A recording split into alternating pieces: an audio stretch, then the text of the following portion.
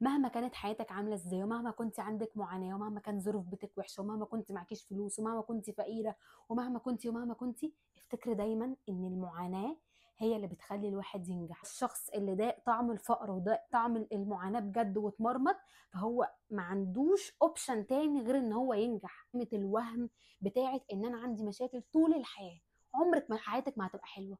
عمرك ما هيجي حد يشيلك من المشاكل دي ويقولك اه انا لقيتك هشيلك بقى من المشاكل دي وخلي حياتك احسن. بالعكس، اي حد هيقرب منك يلاقي ان انت طول الوقت بتشتكي وطول الوقت مكتئب وطول الوقت عندك مشاكل، هو هيجري هيهرب.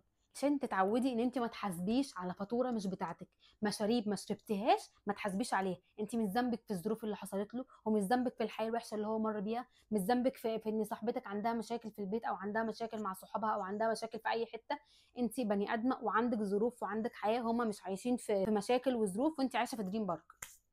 خلاص، عمرك ما هيبقى عندك ثقة في نفسك وانتي ماشية موطية وباصة في الأرض ومكسوفة وصوتك واطي، وأي حد بيقولك على أي حاجة تمام وحاضر عشان انتي مكسوفة وبنت يا عيني كيوت وخجولة.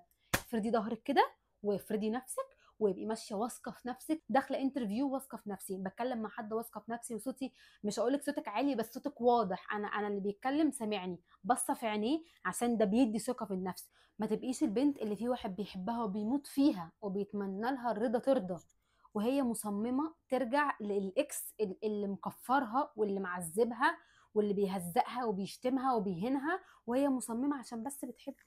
بس خلاص بتحبه.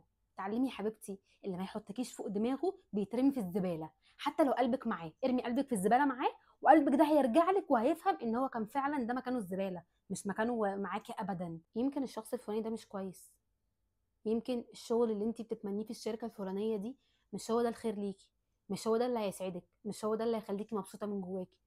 فادعي دايما ان ربنا يجيب لك، او ربنا يساعدك ان انت تلاقي الحاجه اللي انت هتكوني مرتاحه فيها، الشخص اللي هيسعدك وهيفهمك وهيحبك زي ما انت في حياتك، الشخص اللي هيخليكي مبسوطه طول الوقت، الشغل اللي هتلاقي فيه نفسك وهتلاقي فيه كاريرك وهتبقي عندك شغف وطاقه ليه طول الوقت. دايما نيتك يا رب قرب مني الخير وابعد عني الشر.